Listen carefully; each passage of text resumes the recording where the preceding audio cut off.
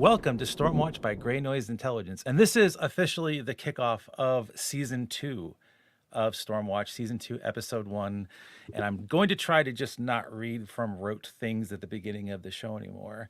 This is a show with us and Census, hello me, that we do every week to kind of lay out the latest news, all the cool stuff from cyber, some conspiracy theories, and a lot of expert opinions from everybody else besides me. And today we're talking about some really cool and scary stuff. There was a DNS event last week from Cogent, the C-root nameservers, that we're going to dig into. There is a little thing going on with VMware that we also want to talk about in relation to the MITRE attack. The MITRE attack, that's kind of funny now, that they've done a good blog series about that we're going to dig into as well.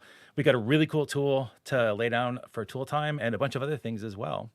And but we are going to start the show off in a little bit of a different light because there's some news. You're seeing fewer things on the screen right now, just two of us. And so before, well, the fewer boxes. So before we actually get into it, like and subscribe, comment, all those things. And if you're wondering where Glenn is, he is violating the order. I forget what they're called again. No trespass order. What is that again? The restraining order. He's violating the restraining order I have to not be within 50 miles of me. And he is like 48.47. Okay, he's moving in Portland. But he is in Portland right now, Portland, Maine. He is near me. He is not on the podcast today because he is enjoying himself there. This is a picture of LL Bean where he was at the other day. And if folks have not been to Maine, you should. It's like the literal best place on earth. And that is an actual full-size boot made just like the normal boots from LL Bean. And he got the picture of this tourist picture of that. And then he decides to complain about like the Wi-Fi password at some rando lobster shack. And wait, that's real? Yes. Oh boy. Okay. It's public Wi-Fi though. I mean, it doesn't like sure. You're going to give the password out. It's going to go into a database. Why does it matter? I mostly meant that someone hung that up in an establishment and was like, "Yep, we're good here. We're good. That lobster is frightening." That lobster is a little frightening. So I need to, before we're going to get into the dialogue chat of the show, but I need to set us up with the mood first.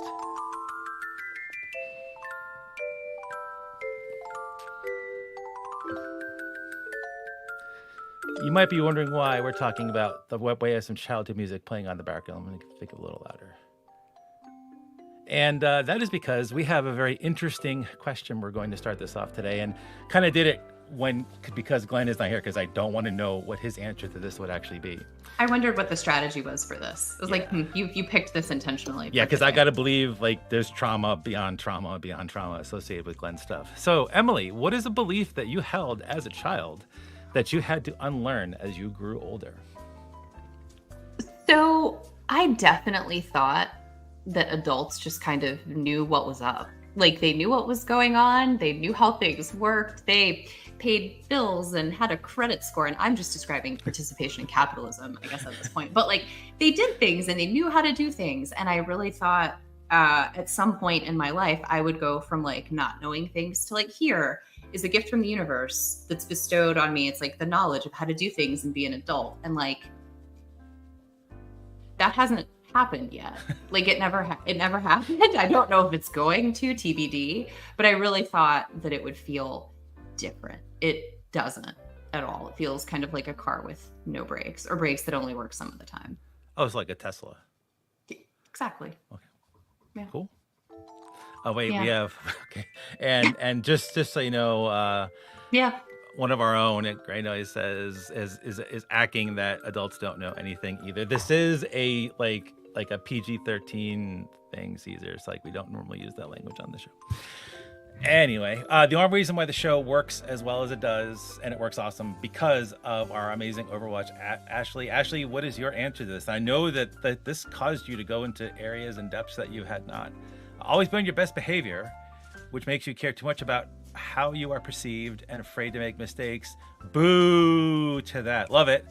Yeah, that's I do my best to subvert that with the grandkids all the time now. I'm prepping them to never be behaving or anything. Mine is somewhat dark. It's kind of related to yours though. Okay. So I'm not pulling a Glenn because it's not the same one. No. Okay.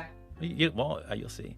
So throughout the young life and like younger, teenage years or whatever, it was hammered in from everything from TV shows to school to parents that if you just work hard and you do your best and you give it your all, then you will be rewarded fairly and equitably. And like what I say to that is, can we get more billionaires on submarines this summer because that's what they deserve? Because that's not true. There's like, so I'm very, for everyone doesn't know, I'm very anti-capitalist, and yeah, it's not great. Like it is not the case. You get lucky, and sometimes lucky means you were born with a lot of money and you just get lots of opportunities or whatever. So yeah, agreed. Yeah, that's a hard thing to unlearn when you've been brought up to like really buy into that. You're like, well, I'm working hard. I'm doing all the things. Why aren't things happening for me? Yeah. Like, yeah. This is also why if everyone that is listening in any position of any authority whatsoever, share the mic, boost people up, give them a chance, bring them aboard, because that's what they need. It isn't just working on their own. You need to help that and bring them into there. So sorry to go all granddad on everybody on there for that one. So yeah, we're going to turn off Mr. Rogers. It's a shame though, because it's such. I mean, I just want to. It was delightful. It's lovely background music. I just want to watch Mr. Rogers now for the whole thing. We do have some more breaking news though that I do need to lay upon thee as well, Emily, that you might have missed because we actually did not cover this in the pre-show, and I do need to set this one up as well too for this one.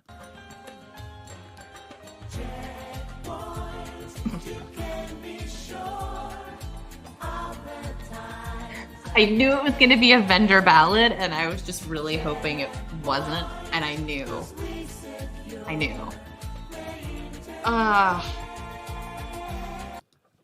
I'm pretty sure that I could envision like the singers with the scare quotes around secure as they were singing that. Because for folks that don't know this, there was an advisory put out by Checkpoint. So if you are a user of Checkpoint, please read the advisory. Please heed this. This came out like over the weekend. So folks that were in the US or the bank holiday and the UK and other places, you might not have seen this. And if you own Checkpoint stuff and you haven't gotten through that like part in your email where you get the alert or whatever, they're just saying, hey, be careful. They've had customers tell them they're observing people like actually still like attempting to use the local passwords that people set up on Checkpoint ages ago when that was the only thing that you could do in Checkpoint ages ago.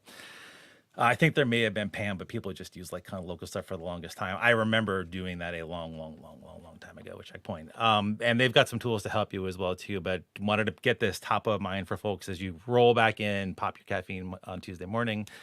And maybe, maybe not use any security stuff on the internet at all. Just like let it go. Just let it go. Also, just to piggyback on this, like VPN in general, like just lock it down. Just a PSA. Like I think there's interest from a variety of groups right now in VPNs. So like just maybe go check out your configurations, make sure they're not just kind of sitting open. You know, I'm going to go one more. Like this was unplanned, but I'm going to go one more on that, and I'm going to just say, and I'm not pimping Tailscale just to pimp Tailscale. There's other companies like them that do similar things with that make WireGuard dead stupid and simple to use, but like they're really good at what they do. And like just go Tailscale because it's a lot harder to bust through Tailscale than it is to bust through something like this. It still requires you to authenticate and you get tokens and stuff, but the reality is like the attack surface is much smaller than because you actually have to get on the client to do it versus, or you have details from the client versus just use a username and password that everyone uses to get into these things. Not great. So we are going to kick this off with our cyber-side chat, which is it's always DNS. We don't have surprisingly, we don't talk about DNS a lot on the show. No, we don't, which is actually, so I thought about this a lot over the weekend because I was shocked that the story we're about to talk about didn't get more coverage. Like it didn't, you were the one who like brought it to my attention last week.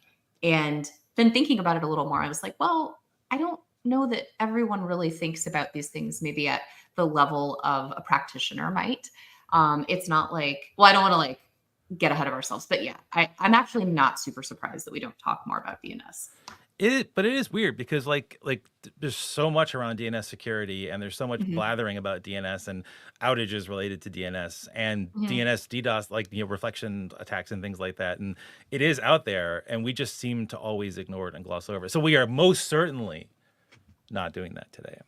Yeah. So for folks that may also be unaware, there was Dan Gooden did a phenomenal piece in ours. Dan doesn't not do phenomenal pieces, but this was great because it really broke down exactly what broke down. And so on May 21st at 15:30 UTC, the C-root team at Cogent Communications was informed that the root zone as served by the C-root had ceased to track changes from the root zone publication server after May 18th. The analysis showed this to have been caused by an unrelated routing policy change, whose side effect was to silence the relevant monitoring systems. That I one want to come back sentence. to that and unpack that Yeah, later. yeah, 'Cause yeah, yeah. what? That one sentence, more than any of the other ones, scared me. It actually, putting myself as a practitioner at Cogent, and when I'm not screwing up BGP routes, like that really, that would terrify me. No production DNS queries went unanswered by C-root as a result of this outage, and the only impact was on root zone freshness. Only before this isn't Dan's words. Like he's used this is the release, the news release that Cogent gave. Root zone freshness as served by C-root was fully restored on May 22nd at 1600 UTC. And I did not see anyone do some graphs, so of course I had to go find graphs because that's one of my faves. And you could do this yourself. I would like to call attention that they're using like a decade plus old Perl CGI script to live gen the graphs from what appear to be YAML files, and I'll explain why I know that in a minute. And so you can see the outage happening. Like you can just see it. And I know that this morning was the first time you saw the chart. So I need to know what your reaction to this was, Emily. I mean, the language in their post on their website where they state that there were no production DNS queries that were dropped. I don't remember exactly the language, but like this sort of leads me to believe that maybe something did get dropped potentially over that time. But You mean like the fact that like it went to zero for a good chunk of like the EU and North America, like the fact that they just weren't. Yeah. Okay. yeah, that's kind of my interpretation loosely. I don't know, but I'm no expert. So We are going to see that Cogent is quite capable of screwing up DNS availability, though, in a little bit. So, like, we'll dig into that in a little bit too. For the folks that are also not steeped in DNS lore, actually, the first thing I want to do for that one, could you hold it up while I'm queuing up the website, please, Emily? The zines. oh, yes, absolutely. So this weekend, I was like, we're going to talk about DNS. And so I went to, oh no, goodness, to my trusty How DNS Works zine from Julia Evans, which is just like, if you, like, I keep this on my desk because it's a great reference for like kind of how DNS works if it's something that you don't like think about all the time or don't necessarily like live in that world. So yeah, it's super great. Would highly recommend any of these for like introductions or like reviews of these topics because again it's literally, this is on my desk. I go back to this regularly. Yeah, so I did that this weekend. Yeah, these are amazing. If you do not know about Wizard Zines and haven't seen them before, Julia does phenomenal work. Yeah. Just did a bunch of digging in on Git, like exploring Git in like ways that no one ever should. And that's going to be such an amazing zine when that comes out as well too. So please take a look at this if you're not familiar with what she does there. So let's get back to. So there's a lot of there's a lot of root servers. There isn't just one. There's like 1,800 of them plus, and they're all over the geographically distributed. There's a reason why there needs to be so many. Is that there's a lot of queries. You're going to see how many. Like you kind of saw on the graph there, but I'm showing a different view in a second that shows all those that are out there. And Cogent has the fair number distributed across places as well too. So like at least they've got a lot of them. Like whether you can get to them is another story in a given day, but like it's there. And so just a brief bit of background on this too. So back in 97 is when CRootServers.net was known as CNYSer.net. And in 1994, that became C.PSI.net. It was the first ISP, and they were a large scale ISP at the time, that actually had root DNS ownership. There's actually a lot of controversy too. I think there's only 2 or 3 like commercial entities like Cogent that handle root servers, and folks the community isn't exactly always happy about that. Maybe because capitalism isn't great, and maybe we just got we got a little preview of that with what just happened here. And then Cogent bought PSI, and then they basically took over the C-root servers.net. And just to show what I mean, like I meant what I said before. So if you want to, you could go to the URL that's on the screen, and that'd be in the notes and also wherever, all the places, and grab all the YAML. Thank you so much for storing data in YAML. Like what the, anyway, like that YAML is not a good format for anything, even especially data. But anyway, I grabbed all the YAML files and decided to do like a look at the queries received from time immemorial, like basically going back as far as it goes. I think 2014 is where it starts. And Emily, what did you notice when you saw the graph this morning too? Because you also didn't get to see this till today. Yeah, so there are some times where each of these do seem to drop quite a bit to what looks like 0. Now, it's not in the time frame. I will say, looking at the x-axis, it's not in the time frame of the outage, I don't think. But there are still some drops to 0 here along the historical time frame that we're looking at. So yeah, and this is all queries, not just by region. And the other chart was by region, which is why you saw some regions go to 0 and the other one's on there. Gotcha.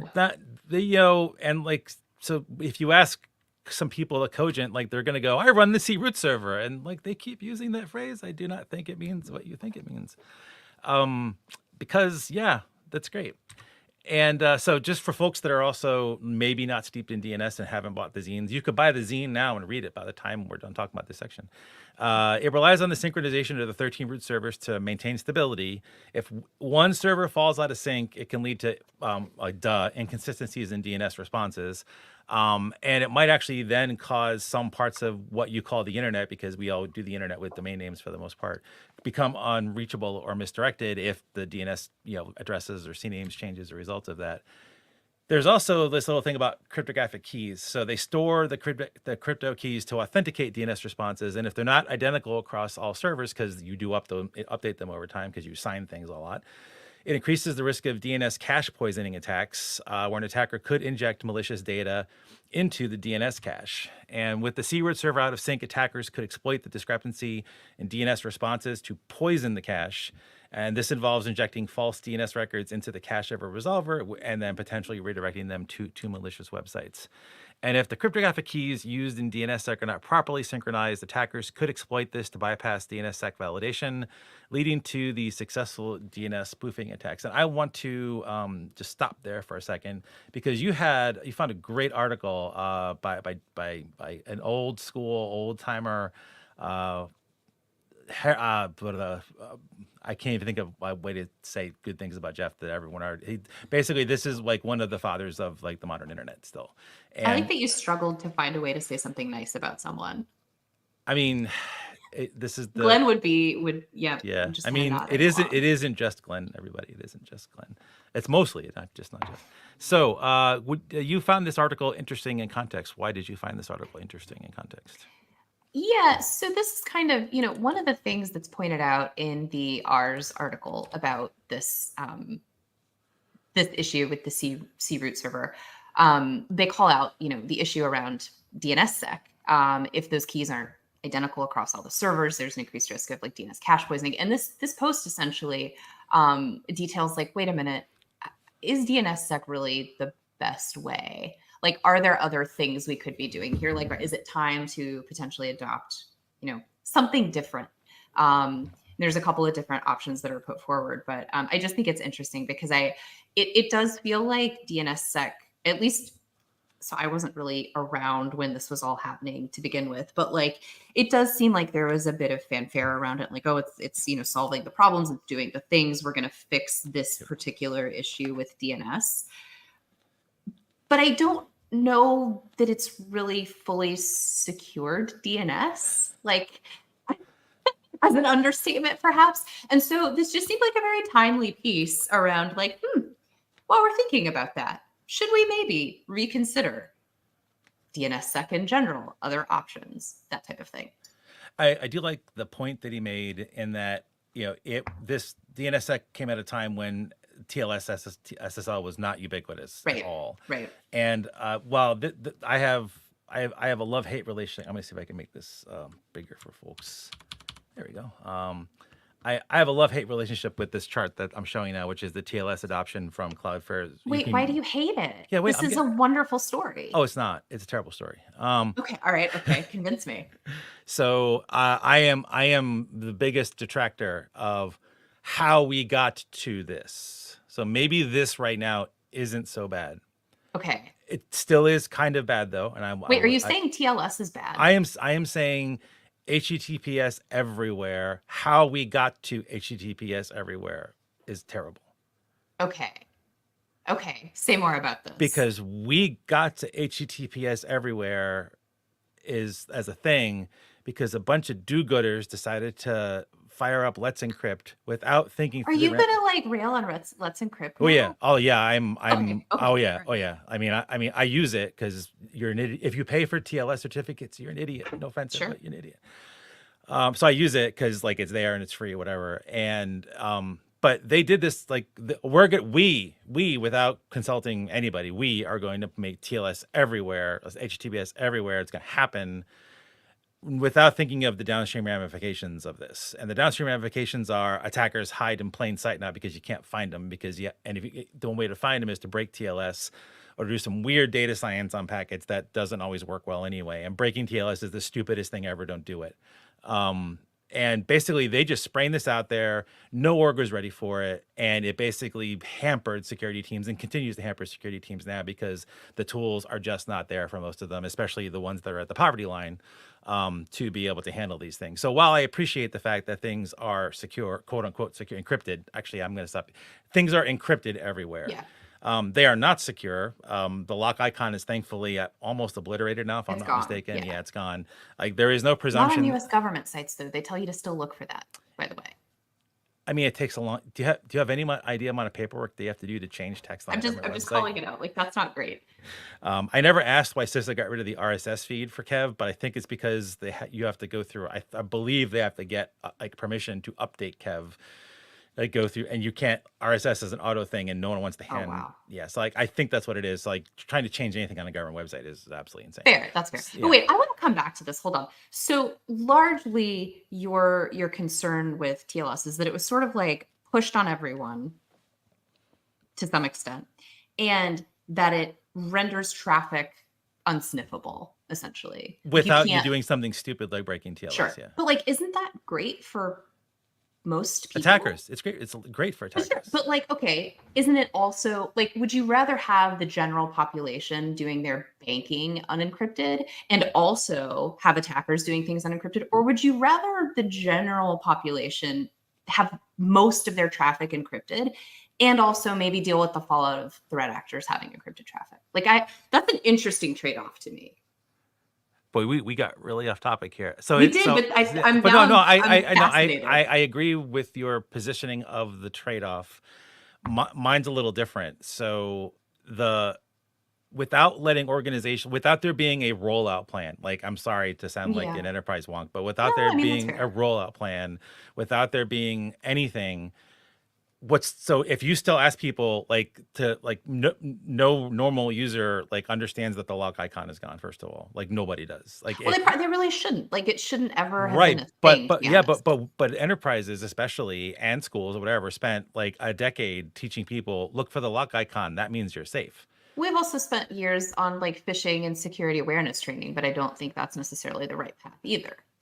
Right, but we did it without having time to go, hey, what we said, not cool. Like the Let's Encrypt gave no time for anyone to respond to it. And I'm going to bet a decent chunk of organizations' awareness programs still mention the lock icon, even though it doesn't exist anymore. Yeah, that's probably true. So like I am, and I think the second reason is now this is me going back a long ways, but silly me, and it's maybe not just silly me because it's still on the silly CISSP exam thing. Don't get that thing either, please. The integrity, like there's integrity is supposed to be a thing with certificates. Like what you get is confidentiality, and you also get integrity because you're supposed to be able to say this is coming from the thing that it Hmm. came from. But it threw integrity out the window. It just But completely threw it out. what, in what way? You can't assume that what you're seeing is the decent thing just because the lock icon is there and it's got HTTPS on it. Well, so sure. So it's not a decent thing, but your connection to the site that is operated by a threat actor is secured. Like that's all it's promising you. And I realize that nuance doesn't really translate well into like the average user's experience. But I think maybe like this got rolled out. Like I this is a little bit before my time of being involved in these types of things when the rollout really happened, but like it's here and it exists. And I think we're conflating two things, right? Where we're saying it implies security. It doesn't imply security. It does imply integrity, but you can't be sure that the thing that you're visiting in your browser is actually legitimate. That's a whole other question, and I don't think that nuance like really translates well. But that's cool. Anyway, the reason, so just but that was a phenomenal, we did not plan this. It may have little sounded that way. sidebar. It may have sounded that way, but that was an actual amazing discussion. And the reason why I thought Jeff's pointing this out was great is that DNSSEC was supposed to say this domain name, like this, the record that this domain name says it's presenting to you is right, because the organization that did that signed it, and like this is a legitimate cool thing.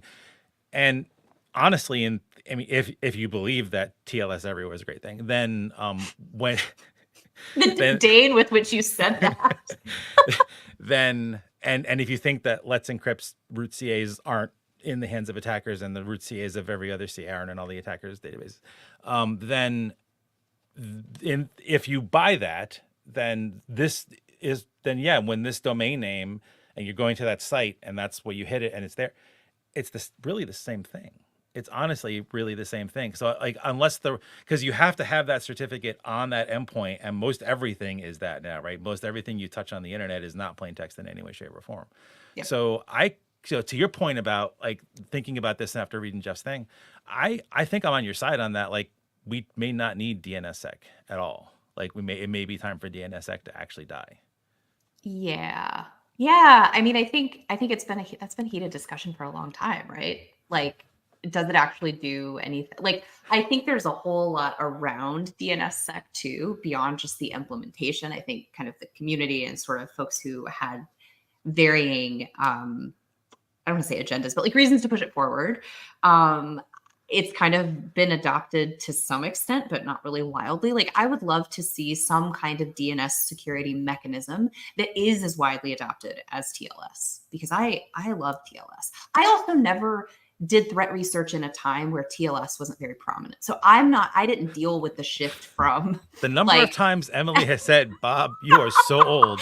No, I think it's important contextually, right? Like that wasn't a reality for me. I didn't go from being able to, I mean, I used to like sit in Panera with Wireshark running, but like, that's not really that. I'm not getting anything really good. Emily doing the crimes. Wow. Holy cow. I mean, that was a hypothetical. I didn't really do that, but I would have done that if I had known how to do that. Favorite bagel since you're at Panera? Everything. Really? Everything bagel? At Panera, like there's specialty bagel places near me that I would be like, there's a jalapeno cheddar bagel. There's a salt bagel that I'm a real fan of. Wow. Yeah. Yeah. I can't do the everything bagel. Just too much. It's a lot. It is everything. Sensory overload on that one. It is. I should have saved that for a question down the road. So I do want to point out also that there was another documented. So while we've seen from the chart that now some of those downs could have been YAML files not available, but I don't think that was the case because I did a cursory exam and it looked like all the dates were there. There was an event in 2019 where they did make a configuration change. Cogent made a configuration change, and they screwed it up as well too. And this was not an attack, and all queries were heard by C-root were answered maybe. So Cogent does not have the greatest history with this, and so I'm going to pull this stuff back. So what were some of your concerns after learning about this last week, digging into it over the weekend? hear anything about like maybe DNSSEC is stupid anyway? What are some of your concerns, and maybe what should orgs be looking out for? So I think we kind of hit on this early on, but the update posted on Cogent's site, their update on the 23rd of May, the second sentence that reads, quote, analysis showed this to have been caused by an unrelated routing policy change whose side effect was to silence the relevant monitoring systems. I am not deeply entrenched in the DNS ecosystem. I will say that outright. And so maybe someone listening or watching could explain like sort of how this makes sense. But to me, reading this from kind of an IR perspective, this makes this is like absolutely not what you want to happen. And also, if you go back to their previous alert, they have like 3 news items on their site. The next most recent one is from 2019, where they mention the internal monitoring, which should have detected this staleness problem, was corrected.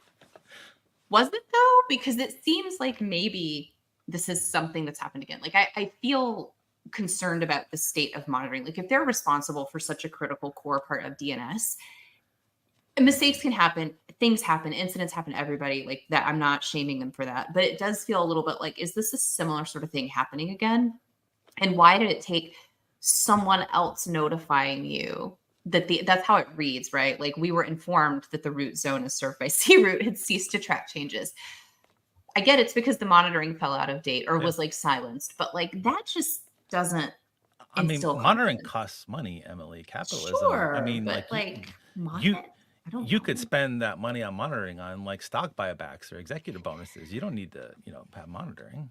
Capitalism, yay. Cogent also doesn't do things like de-peer one of the largest organizations on the planet for a couple of days. Like Tata, they de-peered. You could not route to them from Cogent. Tata Consulting, they're huge. Like it's just enormous.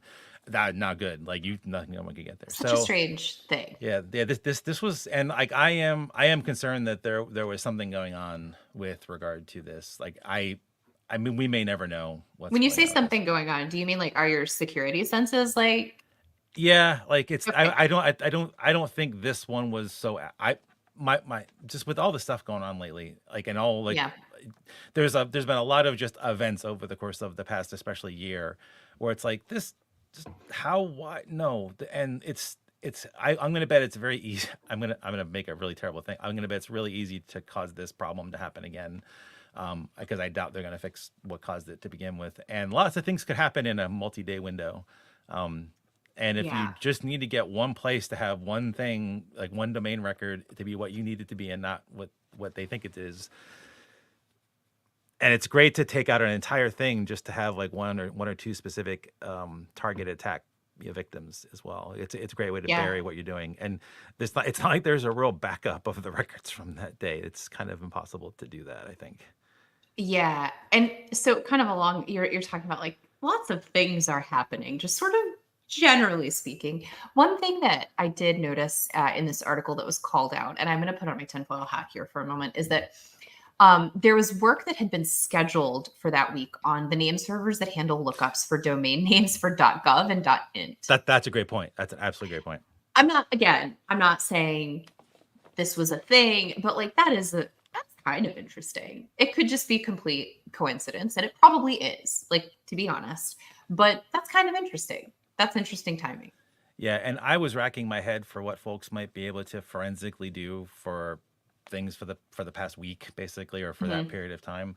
I mean, sadly, most organizations do not keep DNS logs, the resolution logs, which you all should. It's literally one of the best data sources in your organization. And I don't even know how you would begin to go through all that to try to find the needle in the haystack for this. Yeah, I didn't even think about that, actually. I was just so kind of blown away by the thing itself. I didn't even think about like the impact to organizations themselves, because it's like, well, they're probably fine. Question mark? Again, unless this was something where they needed a particular thing to go to a particular place for a short period of time, and who it was aimed at, who knows? Like that's again, I'm a lot of speculation. This is the this is tinfoil hat corner. Yeah, this is conspiracy theory stuff. But I mean, would you I don't know, would you diff the zone file? Like I don't even know what you would do Yeah, here. I mean, if anyone has ideas, like toss them like after the show to us, or like hit us up in the community Slack or whatever comms channels, because we have a lot of comms channels. They do good. Everyone does a great job maintaining all of them. I suck at all of them, which is why they will just feed things to me. But yeah, this is odd. But we are going to go to another. I guess I'm not going to call this an odd thing. I'm going to call this a really good thing. So let's bring this up into the cyber spotlight. I'm going to say great things about MITRE. I'm going to say terrible things about VMware, because I always do. Actually, these days there isn't a lot of good things to say about VMware. Like, actually, there is one thing. You could run VMware Fusion for free now, because if you want to actually add something to your computer that will definitely make it less secure, you can do that for free now. It's great. So VMware did not have a. I thought the MITRE things, like I think I titled this internally MITRE VMs on fire. And there's, if you haven't been following the saga of MITRE, live documenting, live forensicating its attack, like they actually were attacked. And there's 3 amazing blog posts. These are what they are in here. Be like MITRE, like I mean, I know you can't be as transparent immediately, and this wasn't as like they hit their research network, and we're going to see that other things. You can't be as open necessarily as they are for certain orgs that are out there, but at least do this internally. Because I found what they did just absolutely amazing, and I want to zoom into one thing for this. So I'm gonna go to the attack flow builder. I'm gonna see if I can actually do that on this. I can do this. This is a free tool by MITRE. It lets you do lots of good things, like mapping the attack flow using the MITRE attack framework, with lots and lots of added crunchy goodness on here. So I'm going to zoom in. And it basically documents every single thing that happened, with a lot of good explanations that are in here. And this is all done in a text file, so you don't need to. I mean, you can do GUI stuff too if you want to, but this is all stuff that you can have the entire incident documented completely, and just work through it, communicate, update, add, it tracks changes, all those good things. It does not ruin it. It doesn't. It's a local save. I didn't just destroy MITRE's work. It's great. Web applications, so much fun. And I'm going to add to stage this thing here. And so just to recap, so starting in January, a threat actor performed reconnaissance of MITRE's networks, exploited one of our virtual private networks through 2 Ivanti Connects. I'm not going to use that word. Through 2 Ivanti Connect 0-day vulnerabilities. I'm not using that word with Ivanti ever again. And skirted past our multi-factor authentication using session hijacking. From there, they moved laterally and dug deep into our network's VMware infrastructure using a compromised administrator account. That I feel bad for that, because like they are better than that. And I didn't see the how for the compromise thing, so I hope it wasn't just a simple password.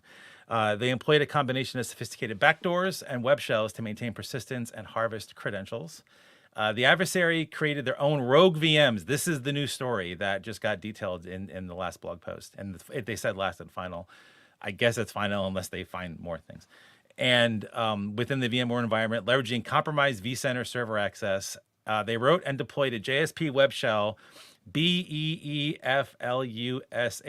We'll see why I spelled that in a minute, because there's a conspiracy controversy associated with that right now that we need to dig into. Under the vCenter server, Tomcat server, always Tomcat, just get rid of Java people, to execute a Python-based tunneling tool facilitating SSH connections between adversary-created VMs and ESXi hypervisor infrastructure. We are so doomed. We have created such complexity. There's so many layers to this, truly. Like, yeah. I mean, this complexity is literally what is killing cybersecurity right now. If we could get rid of all this stuff, it'd be great. So we have some questions. Is it beef? Is it B-flush? Because that's one, we've actually seen it spelled that way. So that's like there is. So is it B-flush? Is it beef lush? Which now this is a very lush, beefy forest. This is horrifying. It is horrifying. If you aren't watching, you definitely should go back and watch, because this is truly horrifying, and I need others to experience the horrificness of this. Yeah. So if you don't want to watch, you could just grab the PDF on the show notes. This is so is it beef flush? Is it beef lush? Or are we learning about yet a new thing? The bee flu. Shh, be quiet. And like there's sneaky way of them telling us that there's the bee flu out there. My money is on the last one, just FYI. Like, I think that's what I think we're going to discover that there's now, along with this avian flu that's in, now cows and now milk. And if you drink raw milk, maybe you deserve the flu. Um, and sorry, the comments are great. You guys, I'm not even they're just sorry. They're great. Yeah, so just whatever. So we're gonna get off this. Actually, we're not gonna go until time. So I want to also go back to the share here real quick, because this is and I had to do this because, like, since MITRE used DAL-E, I figured, why not also help destroy the environment and make completely useless pictures as a result of it, because that's what the multi-billion-dollar sales of chips by NVIDIA are supposed to be good for, is this. And what is with the glowing eyes in this particular I don't understand. I don't know. The That's a little glowy eyes. horrifying. Yeah, there's a lot horrifying. There's a lot. So they do the recap on here for these things. Bflush, Bushwalk. They created rogue VMs. This is a great detailed enumeration of exactly what happened, and you can grab all the tactics and techniques here, or you could go to the main thing that they actually have on there. What I really appreciate about what MITRE did, and that's why I tried to do that for the DNS thing we talked about, but you're kind of like SOL for the DNS one. They give you a really good blow-by-blow of, hey, if you have VMware, these are the commands you can run. These are the things you can look for on a regular basis, not just now because we had a thing. Like, you should be doing this. This should be part of your regimen, doing all the monitoring that obviously Cogent doesn't do, all the kind of good stuff that's out there. So you also dug into this one as well, and I'm really curious as to what your thoughts were on this one. Yeah, so I actually had time this weekend to go and like read the full 3-part series, which I had not done until now. It's a really good blog series. Like, first off, just like high level, go read it. The first one is very kind of high level and sort of, here's what we're going to talk about. The second one, though, is a technical deep dive into kind of the intrusion itself. And I really love how they did it. I know we're talking about this third one, but I want to like give them go for it. kudos for the second one. To it. Yeah, because it's a technical deep dive, and they literally step by step, each day or each kind of time that something is detected, they like, that's where they have a new heading and they have a new kind of like discussion. And so they go into detail about each of the things that happened at this particular timestamp or date. And then they have these call outs after each section that essentially explains, okay, well, why is that bad? And I love this, and I love seeing this in even a technical deep dive, because even if you are deeply technical in one area, you might be reading a post or a postmortem about a technology that you're not as familiar with, and you might not necessarily understand the implications of some of the things that they've laid out. So for each of these steps, like the entire blog post in that second one in the series, they lay out the tactics, the techniques, and essentially explanations as to why this particular set of actions they observed was dangerous or harmful. So I loved that. And I think if you are interested in incident response or kind of understanding how these types of things unfold, like, this is a great post to go read, because it really breaks it down, not only in terms of like the actual technical things that happen, but then also kind of, why is this a big deal? Why does it matter? So that's one thing I want to call out. The second, so talking now about the third post, this most recent one regarding VMware. So I will say I have never used ESXi, like production ESXi. I have used VMware, like the desktop, like personal version before, but that's my experience with VMware. And they call out these rogue VMs that can be created and managed through service accounts directly on the hypervisor, not through the admin console.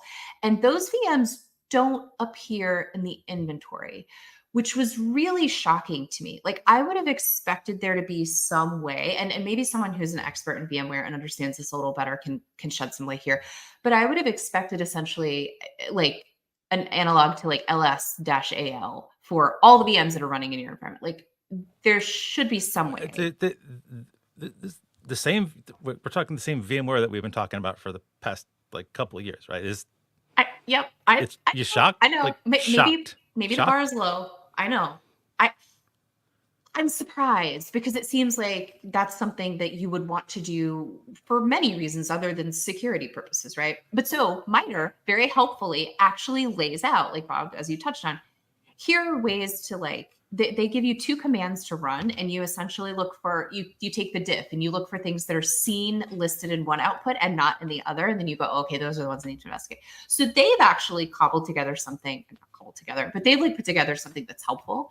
But that just really kind of blew my mind. I kept reading through going, why is this possible? And you can't get a listing of all of them. I mean, that was really surprising to me. It was surprising. Maybe I'm naive, but that was surprising. I mean, you think people would monitor, DNS servers too. So, I mean, monitoring is not getting a lot of love in these 2 stories, and it kind of makes me sad. I mean, to some degree, I will give them a little slack because this was their research network disconnected from the primary network. Yeah, all the things. So I'm not saying you shouldn't monitor your. We have a research network at Gray Noise. I am now you monitor it. I am the admin of it, and we have monitoring of it. Yeah, and I'm terrified of this thing because it's it's our network, and I don't want anything going on in it. So yeah, not cool. All right, so we're rapidly leaving time. Speaking of time, tool time. This is I remember back like in 2015-ish time period. There were 2 really cool data scientists. I mentioned this to Emily before. I'm calling them out that they were women and data scientists at MITRE. So security, data science, MITRE, 2015, not a thing. Places was amazing to see that back in the day. I'm just so happy that they got a lot of attention, and they made a really great thing, which was the ability to use like old school, not fancy LLM, giant GPUs, blah, blah, blah, to like basically parse through anything you could throw at it text-wise to extract IOCs. That was really important back in the day because it's still really important now, as you're going to see with this one, just because everybody uses something different, and trying to get these things is one of the hardest stuff, and trying to get it accurate. It's just, and actually, you all probably more than we deal with IOCs, I'm guessing, because like you try to hunt for things based on, or am I off on that one? Yeah, no, occasionally. Like it sort of depends on kind of the type of research we're doing. But yes, we definitely do have some that are very like IOC focused, like kind of fanning out and looking for other things. And pulling IOCs out of a PDF is, I would like to stab my eyeballs out with a fork. Like I just don't want to have to do that. That's really kind of annoying. Yeah. So, and PDF is a great one because that is one of the things this one can read. So Yeah. over time, like as things evolve and change, back in 2023, late 2023, folks at MITRE used our new overlords, this new AI overlords that we have, to build a language model that can, and a bunch of tooling around it that can do this extraction on pretty much anything you can throw at it. It's like a multimodal environment. It's a web app, CLI, all the things. We have the link in the show notes, but basically the methodology and tool set for creating the annotations required for machine learning is all part of the open source, full, free GitHub repo. The open source annotated data set that covers 50 attack techniques, because it doesn't just do the IOCs, it actually maps them to attack. So you get it right. It has, I mentioned it has the pre-trained large language model because you need that, and they've done the work for you. It's there, it's free, do it, grab it. And the web app is actually pretty decent on top of everything else. They've really upped their web app game since like the first days of Attack came out, and they have folks making tools that are free, that are easy to use, that are easy to deploy for everybody. Use this, don't pay vendors a lot of money, and just kind of use this one out there. I mean, just because there's no point in doing that. So this is great. Please take a look at this if you're not aware of it. It doesn't take a ton of resources to run, so you don't need to actually have 3,000 GPUs running to be able to make this work. And it actually works great on. I don't have the fancy NVIDIA stuff at my house, so we can use it in AWS or whatever. But I do. It works great on Apple Silicon. So if you are a like M1234 Mac shop, it works great on the systems as well too. Can you talk a little bit about your latest blog post from the 22nd? I can. So this was a write-up of a CVE in Mirth Connect. So this is an open source healthcare integrations platform. And last week there was an addition to Kev around a remote code execution vulnerability in this particular piece of software. A little concerning, like healthcare has been kind of a target for ransomware actors. Like that's obviously something that seems to be an issue lately. And so we dug into sort of how many of these were out there, what could we see, and as of May 20th, when we published, or right before we published, we saw just over 1,000 of these online. We weren't able to discern whether they were all vulnerable. We can't discern that. We couldn't discern versions. But anything under version 4.4.1 is probably going to be in the crosshairs. And so, yeah, so in here you can find a search query. There's a lovely map of all the different places where we see these things. So I'd say go check that out if you work in healthcare or healthcare adjacent and you think you might use Mirth Connect. Go take a look at this because, yeah, not great. Our CE is not great. Is there, and this is, I'm going to just assume the answer is no, and I'm trying to be optimistic. I know it doesn't sound it today. So is there a reason why this should be on the internet at all? Is this one of those things that it needs to talk to other stuff and you just happen to let the admin panel show on the internet? Or is this something that should never really be on the internet? This should probably be behind some other form of, And the one thing so I will confess to not reading the blog post. Did you exclude honeypots from this? We did. We actually did a little deep dive, or maybe not a deep dive, a shallow dive. We stepped in the pool on the honeypot services that we found that actually seemed to look like this, and we called those out, but we excluded those from the numbers, the counts, the real results that we report. So that's all. That's really important, as Volncheck called out about, say, almost a month or two, wow, maybe 2 months ago now. Wow, this year is flying by. It's almost June. We are part of the problem. Like Gray Noise, I'm saying we are part of the problem. Like we spin up honeypots, and some of ours are detectable, increasingly not. We actually fooled Census the other week, I believe, when we were working with you on something. And so, but honeypots are out there, and maybe they skew numbers. Maybe don't believe numbers from places that don't tell you the methodology, like you just heard from Emily, whereas Census said, oh yeah, and we figured out that N of them or N% of them were more likely than not, or are actually our honeypots, and we are not reporting those numbers. That's really important because scale is really important. And it's very easy, as we discovered for something that we were trying to do last week, it's very easy for anyone to spin up. I mean, it costs a little bit of money, but it's very easy for anyone to spin up like 1,000 new honeypots in maybe like half an hour. And maybe we did that last week or something. And to be able to do that. So just take what you hear from other sources besides Census with a grain of salt, unless they actually go through all that methodology. I'll pay you after this for that. Thank you, Bob. And we Grain Noise and Census, because Aiden, I believe, from your team has agreed to be on the panel.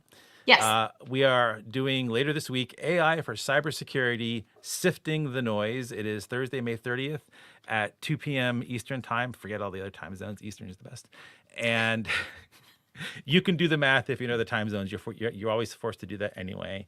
Time zone math is hard, though. Don't discount how difficult that can be. Okay. Sometimes. And they unfortunately asked me to be the moderator for the panel. So everyone's going to get the same abuse that Glenn. No, I'm just kidding. I'll be very nice to everybody on the panel. They will do a great job. And actually, I would take the time right now before we jump into tags and Kev in a very hasty fashion because we have no time. We have a surprise coming next week. Is that true, Emily? Since Aiden is doing this for the webinar that we're doing, we have another surprise coming next week. We do. We do. And I'm really, really, really excited to share that Himija from our team at Census is going to be joining the podcast. She's going to join. She's been a guest at least twice. Once. Okay. Wasn't enough. It definitely wasn't enough. But Himija, I think, will add so much to the conversation. Like read her blogs, read the things she does. She has wonderful perspective, is really witty and fun, and just I think it's going to be a wonderful addition to the group. So very excited about that. It is going to be amazing. I am so glad that Himija said yes to doing this because it's Me too. going to be great. Please. Yeah, this is wonderful. And Himija is going to give me a hard time. I know that, which is awesome because I need more people to give me a hard time. You do. It's true. So we are in the midst of moving to the new sensor platform. I know we keep saying that it is happening. And so lots of folks have been focused on our existing tags and converting them over to a new tag format called Suricata. We've talked about that a lot, so I'm not going to talk about it here. I'm saying that because we have 2 tags and not 7,000 since the previous week. I will also note that when Glenn leaves, people seem to do normal workloads and not crushing workloads. So might have to have a chat with Glenn when he comes back about, what are we doing to our poor researchers that make them want to cram out like 75 tags, and it's not cool. So we need to do that. So FluentBit, this was something that was, if you didn't see this, this would be kind of hard not to, but if you did not see the FluentBit CVE, you really should take a look at it, especially if you run it and you're not using a managed one that someone else already updates. This is a really bad one, especially if attackers can get untrusted data through your pipelines. So definitely take care of that one. And then there's yet another Confluence RCE because Confluence. And I want to point out that just when I was looking for stuff to show on the site, just because now we don't always have good spikes. And I hate saying that because like when we have good spikes, it's a very bad thing for lots of people. So it's a good spike because we detected it happening, but there were a bunch of attackers that looked like they were like scouring the internet for possible. And so the detection was possible bad rabbit, Patya, web dev, admins, information disclosure attempt. So there's a bunch of blog references on the site that you can go take a look at if you want to dig into what that is. Seeing that spike was weird over the weekend, not going to lie. And I just did that this morning, and I'm going to try to dig into it later today, but probably more like tomorrow or Thursday. So maybe we might have something to talk about next Tuesday if this actually ends up becoming a thing. And we need to talk about Kev. I did not check while I'm blathering. Can we do that? So it's been 5 days since the last Kev release. Is that still true? No, it is not. It looks like we have a Chromium. Oh, Yeah. If you run Chrome, update every day. Like seriously. I mean, sure. Yeah, just do that thing. But yeah. Don't, and seriously, some of the 0-day ones get kind of like proliferated everywhere. So maybe you should I know you're scared of losing all your tabs, people. So first switch to Arc, which is Chromium based anyway, and the updates are painless and you'll never lose your tabs. Second of all, hit the update button. Don't be afraid. Don't be afraid. And so apart from that one, there was an Apache Flink improper access control vulnerability from a 2020 CVE that made it to Kev. And just want to say thanks for catching up to Gray Noise again. This is folks.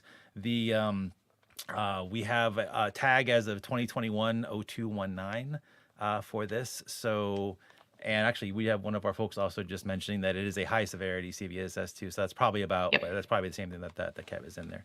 I appreciate the heads up on that one too. For there. So that's apparently it for the show today. It was actually nice just chat. Like I was. You sound so surprised. You're like, wow, it didn't stop having to chat with you. Because I was thinking of like poning all the listeners with just being a data science front to back show and like just dig into. Oh, I don't think people would have enjoyed that.